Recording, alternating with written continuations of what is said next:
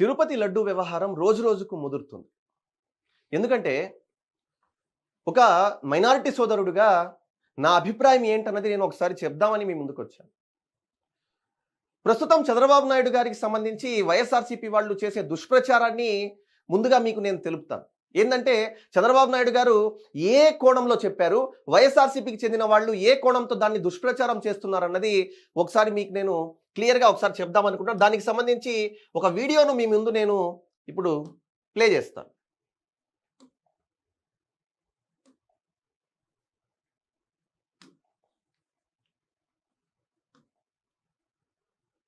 ఉంటాయి. ఒక ఇంట్లో మనం పూజ చేయాలంటే వెంకటేశ్వర స్వామికి ఇంట్లో పూజ చేయాలంటే సాంప్రదాయ ప్రకారం అన్ని విధాల ప్రక్షాళన చేసిన తర్వాతనే పవిత్రంగా అయిన తర్వాతనే చేస్తాం. అలాంటిది వెంకటేశ్వర స్వామి దేవాలయంలో ఇలాంటి అపవిత్రమైన కార్యక్రమాలు ఏంటని నేను అడుగుతున్నాను. ఇలాంటి అపవిత్రమైన కార్యక్రమాలు చేసి మళ్ళా ఎదురుగాడి ఎవరైతే టీటీడీ యుఏ మాట్లాడుతున్నాడు, ఎక్స్యూ టీటీడీ బోర్డు చైర్మన్, ఒక పక్క ఆయన భార్య బైబిల్ పట్టుకొని తిరుగుతా ఉంటుంది, ఎక్కడ చూసినా ఫోటోలు వస్తున్నాయి. ఈయన మాట్లాడతాడు, మన ఎదురుగాడు చేస్తాడు. నీకు నమ్మకం లేకపోతే రావద్దు, అది వేరే విషయం. నువ్వు లేకపోతే లేరా ఇక్కడ. ఏ విషయంలో టీటీడీ బోర్డు చైర్మన్ సైడ్ నుంచి అప్పుడు భూమన కరుణాకర్ రెడ్డి ఆయన కూతురు పెళ్లి క్రిస్టియన్ సాంప్రదాయ ప్రకారం చేశాడు. ఆయన టీటీడీ బోర్డు చైర్మన్ అంటే రైట్. ఇక్కడ చంద్రబాబు నాయుడు గారు చెప్పడం ఏంటంటే ఎవరి మతాలకు వాళ్ళు గౌరవం ఇస్తాం, వాళ్లకు వాళ్ళు ప్రాధాన్యత ఇస్తాం, నా మతాన్ని నేను గౌరవిస్తాను. ఒకవేళ జగన్మోహన్ రెడ్డి ఒక వీడియోలో నిజాం అనే వ్యక్తి నువ్వు టోపీ పెట్టుకొని తిరుగుతావంటే నేను ఫీల్ అవుతానా? నువ్వు 5 పూట్ల నమాజ్కి వెళ్తావంటే నేను ఫీల్ అవుతానా? మరి ఈనాడు చంద్రబాబు నాయుడు గారు చెప్పే మాట ఏంటంటే మన మతాన్ని మనం గౌరవిస్తాం. ఇప్పుడు నేను ఒక ముస్లింగా, ఒక మైనారిటీ వ్యక్తిగా, ఒక ముస్లింగా నేను ఏం చేస్తానంటే 5 పూట్ల నమాజ్కి వెళ్తాను, అదేవిధంగా మా మత కార్యక్రమాల్లో నేను పాల్గొంటాను. ఒకవేళ ఎటువంటి ఏవైనా సరే కార్యక్రమాల్లో నేను ఖచ్చితంగా పాల్గొంటాను. అదేవిధంగా ఒక టీటీడీ బోర్డ్ చైర్మన్గా కూర్చున్న వైవి సుబ్బారెడ్డి, ఆయన భార్య ఎవరైతే ఉన్నారో ఆమె బైబిల్ పెట్టుకొని తిరుగుతుంది అన్న విషయానికి వస్తే, ఒకవేళ ఆ పదవిలో ఆమె లేదనుకోండి, అది ఆమె వ్యక్తిగతం. నువ్వు దేవాలయానికి వెళ్ళు, చర్చిలోకి వెళ్ళి ప్రే చేయి, అదేవిధంగా నువ్వు మస్జిద్లలో ప్రార్థనలు చేయి. కానీ ఒక పదవిలో ఉన్నప్పుడు, ఒక పదవిలో నీ భర్త వైవి సుబ్బారెడ్డి అక్కడ చైర్మన్గా ఉన్నప్పుడు నువ్వు బైబిల్ పట్టుకొని తిరగడం అది అన్యమత ప్రచారం కాదా? ఆ బైబిల్ పట్టుకొని నువ్వు తిరగడం దేనికి సంకేతం? ఓవైపు నువ్వు దేవాలయంలోకి వెళ్తున్నావు, పూజ చేస్తున్నావు, బయటకు వచ్చి బైబిల్ పట్టుకొని తిరుగుతున్నావు. నీ వ్యక్తిగతం అన్న విషయం, ఒకవేళ నీకు పదవి లేకపోతే అది నీ వ్యక్తిగతం. పదవిలో ఉన్నప్పుడు నీకు, అదే చంద్రబాబు నాయుడు గారు చెప్పారు, నమ్మకం లేనప్పుడు మీరు వదిలేయండి, రావద్దు. కానీ మీరు ఒక మతాన్ని ప్రచారం చేస్తూ మరో మతంలో మీరు వెళ్ళి అంత పెద్ద పదవిలో మీరు కూర్చోవడం, అది మతానికి సంబంధించిన విషయం. అది తిరుపతి అన్నది చాలా, మీరు ఆ దేవస్థానానికి సంబంధించిన ఆ విషయం ఏదైతే ఉందో, ఒక ముస్లింగా ఉంటూ నేను వెళ్ళి ఆ పదవిలో కూర్చోవాలని చెప్పి నేను అనుకోకూడదు. అదేవిధంగా ఒక క్రిస్టియన్గా ఉండి మీరు ఆ పదవిలో వెళ్ళి కూర్చున్నప్పుడు మీరేం చేయాలి? మీకు అంత మీకు అంత దైవభక్తి ఉన్నప్పుడు మీరు ఈ బైబిల్ పట్టుకొని ప్రచారం ఎలా చేస్తారన్నది ఈనాడు చంద్రబాబు నాయుడు గారు చెప్పే మాట. దీన్ని వైఎస్ఆర్సీపీ వాళ్ళు ఏం చేస్తున్నారంటే, నువ్వు బైబిల్ పట్టుకొని తిరిగావు, నువ్వు బైబిల్ పట్టుకొని తిరిగావు, నువ్వు బైబిల్ పట్టుకొని తిరిగావు అని చెప్పి కించపరిచేశాడు క్రిస్టియన్స్ అంటున్నారు. నన్ను జగన్మోహన్ రెడ్డి నువ్వు టోపీ పెట్టుకొని తిరిగావు అంటే నేను ఫీల్ అవుతానా? నువ్వు నమాజ్కి వెళ్తున్నావు, 5 పూట్ల నమాజ్కి వెళ్తావు, నువ్వు ఇలా చేస్తావు అంటే నేను ఫీల్ అవుతాను? అవ్వను. నేను ఎందుకు ఫీల్ అవుతాను? నా మతం అది, నేను చేస్తున్న పని ఆయన చెప్తున్నాడు, తప్పేముంది? ఇది కాన్సెప్ట్. మరి చంద్రబాబు నాయుడు గారిని ఈరోజు వాళ్ళకి ఏదో ఒక పాయింట్ అండి, దీని రాజకీయం ఎలా చేయాలి, వాళ్ళు చేసిన తప్పుకు ప్రాయశ్చిత్తం లేదు. ప్రాయశ్చిత్తం లేకపోగా వాళ్ళు ఏం చేస్తున్నారంటే ఎదురుదాడి చేస్తున్నారు. వాళ్ళు ఎదురుదాడి చేస్తూ ఏం చేస్తున్నారంటే ఇవే మాటలను తెర మీదకు తీసుకొస్తున్నారు. కప్పిపుచ్చుకునేందుకు 100 అబద్ధాలు చెప్తున్నారు వాళ్ళు. ఒక్క నిజం కప్పిపుచ్చుకునేందుకు, అవును మేము తప్పు చేశాము అన్న మాట వాళ్ళు చెప్పకుండా అది కప్పిపుచ్చుకునేందుకు 100 అబద్ధాలు చెప్తున్నారు. జగన్మోహన్ రెడ్డి చేసిన తప్పు ఎంత పెద్దదో నేను మీకు చెప్పనా? ఎటువంటి చారిత్రక తప్పిదం చేశారో నేను చెప్పనా? ఒక మైనారిటీ సోదరుడిగా నేను ఎంత బాధపడుతున్నానో మీకు చెప్పనా? ఎంత కుమిలిపోతున్నానో, ఆ జగన్మోహన్ రెడ్డి చేసిన తప్పుకు ఎంత నేను కుమిలిపోతున్నానో చెప్పను. అలాంటి ఎంతో మంది మైనారిటీ సోదరులు కానీ మనలాంటి మనుషులేగా హిందూ సోదరులు కూడా. మరి అటువంటి వాళ్లకు జగన్మోహన్ రెడ్డి ఈ బీఫ్ కొవ్వును అదేవిధంగా మైనారిటీల పంది కొవ్వును రెండింటిని కలిపి వాటికి సంబంధించిన ఘీని తెప్పించి లడ్డూల్లో కలిపి తినిపించాడంటే అది ఎంత పెద్ద విషయమో నేను మీకు ఒకసారి చరిత్ర గుర్తు చేసి చెప్తాను. చరిత్రను గుర్తు చేసి మీకు నేను ఈరోజు చెప్తాను. 1857లో బ్రిటిష్ పరిపాలన జరుగుతున్న సమయంలో 1857 బ్రిటిష్ పరిపాలన జరుగుతున్న సమయంలో, ఇప్పుడు బ్రిటిష్ పరిపాలన అంటే బ్రిటిష్ రూల్ ఉన్న సమయంలో అప్పుడు సోల్జర్స్ ఉండేవాళ్ళు, సిపాయిలు ఉండేవాళ్ళు కదా. ఈ సిపాయిల్ని వాళ్ళు ఏం స్పెషల్గా అక్కడి నుంచి తెచ్చుకోలేదండి. వాళ్ళు తెచ్చుకుంది కొంత, మన వాళ్ళని తీసుకుంది ఇంత. అది చూపిస్తాను. ఎవరెవరు ఆ సిపాయిల్లో ఎవరు ఉన్నారన్నది నేను మీకు చెప్తాను. ముస్లింలు ఉన్నారు, అదేవిధంగా హిందువులు ఉన్నారు, హిందూ సోదరులు ఉన్నారు.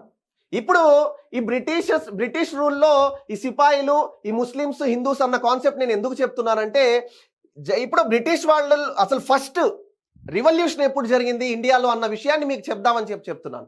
బ్రిటిష్ వాళ్ళు ఏం చేశారు తెలుసా?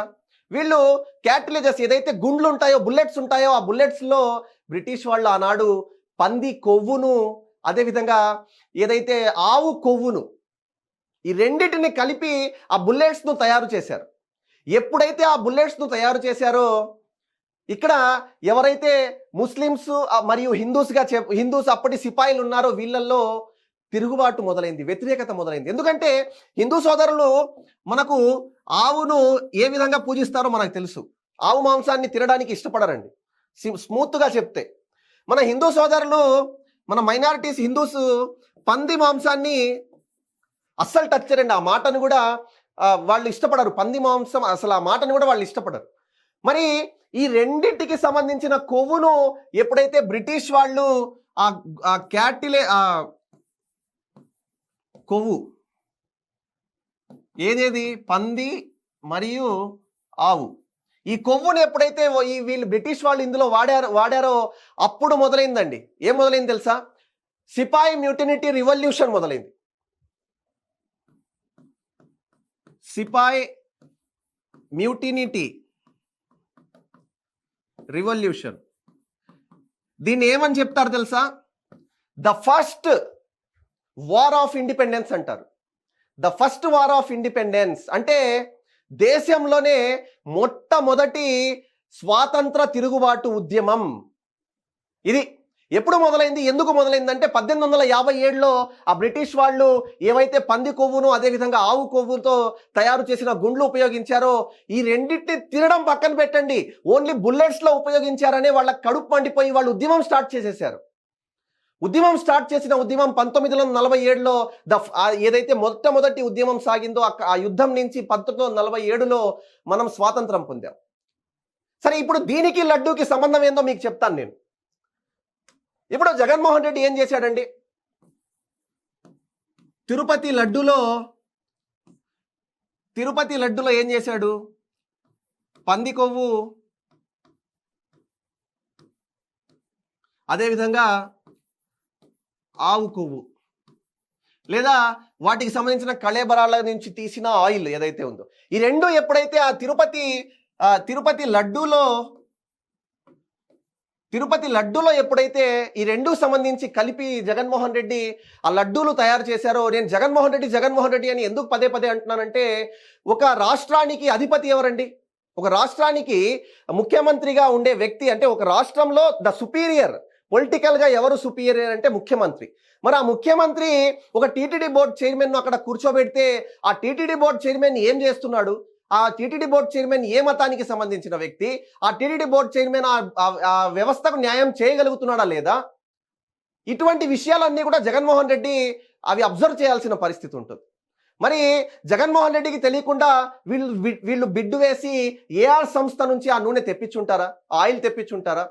ఎన్నో సంవత్సరాల నుంచి తీసుకునే నందిని ఆ నూనెను కాకుండా, ఆ నందిని ఘీను కాకుండా వీళ్ళు ఏఆర్ సంస్థ నుంచి ఘీ తీసుకోవడానికి కారణం ఏంటి? ఇది జగన్మోహన్ రెడ్డికి తెలియదా? జగన్మోహన్ రెడ్డి దాంట్లో కూడా రివర్స్ టెండరింగ్ చేయడం అవసరమా? చేసి ఆ బిడ్ వాల్యూ తగ్గించేసి ఆయన ఆ ఘీకు ఏదైతే వాళ్ళు అమౌంట్ ఇస్తారో ఆ 250 కోట్ల నుంచి 150 కోట్లకు తగ్గించేసి ఈయన జగన్మోహన్ రెడ్డి చేసే పనులు దేనికి నిదర్శనం? ఇవన్నీ జగన్మోహన్ రెడ్డికి తెలీదా? అదే నేను చెప్పబోతున్నాను. ఏదైతే సిపాయి మ్యూటనిటీ రివల్యూషన్ 1857లో జరిగిందో అదే రివల్యూషన్ ఈనాడు, అంటే ఈ తిరుపతి లడ్డు విషయంలో 2024లో ఎన్నికల్లో జగన్మోహన్ రెడ్డికి ఏదైతే ఈ రెండు విషయాలకు సంబంధించి తిరుగుబాటు మొదలైందో అతని 11 సీట్లకు కారణం అన్నది ఇక్కడ క్లియర్గా అర్థమవుతుంది. ఇది మనం చేసింది కాదండి. మానవులు జగన్మోహన్ రెడ్డిని ఏదో చేయడం కాదు, దైవ నిర్ణయం అది. అది జగన్మోహన్ రెడ్డి చేసిన అపచారానికి దైవ నిర్ణయంగా జగన్మోహన్ రెడ్డికి కేవలం 11 సీట్లు మాత్రమే వచ్చాయి. జగన్మోహన్ రెడ్డి వైఎస్ఆర్సీపీ కానీ ఆ పార్టీ కానీ భూస్థాపితం అయ్యేందుకు కారణం ఏంటంటే ఈ జగన్మోహన్ రెడ్డి చేసిన అపచారమే. కాకపోతే అప్పుడు సిపాయి మ్యూటనిటీ రివల్యూషన్ తెలిసి జరిగింది. ఇక్కడ జగన్మోహన్ రెడ్డి మీద జరిగిన ఈ రివల్యూషన్ లోపల తెలియకుండా జరిగింది. ఒక మైనారిటీ సోదరుడుగా నేను ఏదైతే ఆ లడ్డు తయారు చేసిన సందర్భాల్లో నేను కూడా తినుండొచ్చు ఆ లడ్డు. ఈనాడు నేను అది గుర్తు చేసుకుంటే నాకు కడుపు మండిపోదా? మనలాంటి వ్యక్తులే కదా హిందూ సోదరులు కూడా. వాళ్ళలో ఎంతో మంది హిందూ సోదరులు ఎవరైతే ఆ లడ్డూస్ తిన్నారో వాళ్లకు కూడా కడుపు మండిపోదా? మరి ఇది ఓన్లీ స్టేట్ ఇష్యూవా? కాదు కదా, ఇది నేషనల్ ఇష్యూ. ఇది మరి ఇంతమంది ఆ లడ్డు వ్యవహారం ఎవరెవరైతే తిన్నారో వాళ్ళందరి కడుపు కూడా ఈనాడు రగిలిపోయే పరిస్థితి. మరి జగన్మోహన్ రెడ్డి ఇటువంటి పని చేసి ఆయన మళ్ళీ దాన్ని కప్పిపుచ్చుకునేందుకు 100 అబద్ధాలు చెప్పే ప్రయత్నం ఏదైతే చేస్తున్నాడో ఇది పూర్తిగా రాజకీయ దురుద్దేశంతో చేసే దాడి అని చెప్పి కూడా మనకు అర్థమవుతుంది. కాబట్టి ఇక్కడ సిపాయి మ్యూటనిటీ రివల్యూషన్ చారిత్రకమైనది. మళ్ళీ జగన్మోహన్ రెడ్డి అంతే పెద్ద చారిత్రక తప్పిదం చేశారన్నది ఇక్కడ మనకు అర్థమవుతుంది. జగన్మోహన్ రెడ్డి లాంటి వ్యక్తులకు ఇక రాబోయే రోజుల్లో కూడా అధికారం దక్కదన్నది ఇక్కడ మనకు క్లియర్గా అర్థమవుతుంది. కాబట్టి ఇకనైనా జగన్మోహన్ రెడ్డి ప్రాయశ్చిత్తం చేసుకోకపోగా ఇటువంటి దాడులకు దిగడం ఏ మేరకు ఇది నిదర్శనం, అంటే ఏ మేరకు పబ్లిక్లోకి, అంటే ఎటువంటి సందేశం వెళ్తుందో జగన్మోహన్ రెడ్డి అర్థం చేసుకోవాల్సిన పరిస్థితి. దీని మీద గట్టిగా ఎంక్వైరీలు జరగాలి. ఎవరెవరైతే ఇందులో బాధ్యులో వాళ్ళందరికీ శిక్ష పడాలి. ఒక మైనారిటీ సోదరుడుగా నేను అదే కోరుకుంటున్నాను.